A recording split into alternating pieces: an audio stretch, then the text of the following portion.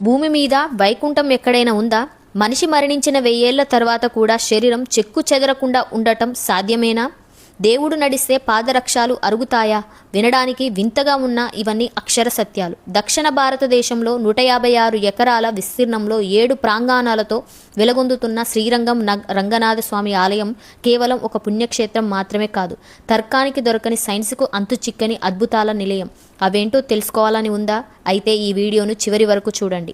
సాధారణంగా మనం చెప్పులు వేసుకొని నడిస్తే అవి అరిగిపోతాయి, కానీ గర్భగుడిలో ఉండే విగ్రహానికి ఉన్న పాదరక్షాలు అరిగిపోవడం ఎప్పుడైనా విన్నారా?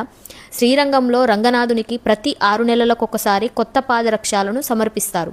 కానీ విచిత్రం ఏమిటంటే 6 నెలల తర్వాత పాత వాటిని తీసే సమయంలో అవి అరిగిపోయి కనిపిస్తాయి. సాక్షాత్తు ఆ శ్రీరంగనాథుడు రాత్రి వేళల్లో ఆ పాదరక్షాలు ధరించి కావేరీ తీరంలో సంచరిస్తాడని భక్తుల ప్రగాఢ విశ్వాసం. రాయిపై నడిస్తే చెప్పులు ఎలాగా అరుగుతాయో ఇక్కడ కూడా అలాగే జరగడం ఇప్పటికీ ఒక అంతు చిక్కని రహస్యం. మరో ఆశ్చర్యకరమైన విషయం ఇక్కడి చక్రతాల్వార సన్నిధిలో ఉండే వరి కంకులు. సాధారణంగా వరి కోసిన కొద్ది రోజుల్లోనే ఎండిపోతుంది, కానీ ఇక్కడ ఉన్న వరి కంకులు సుమారు 1000 సంవత్సరాల క్రితం నాటివి. 1000 ఏళ్లు గడిచినా అవి నేటికి పచ్చగా ఉండటమే కాకుండా అవి కొద్ది కొద్దిగా పెరుగుతున్నాయని అక్కడి వారు చెబుతున్నారు. ఇది ప్రకృతి నియమాలకు విరుద్ధం కదా. కానీ స్వామివారి లీల ముందు ఏ నియమాలైనా తలవంచాల్సింది.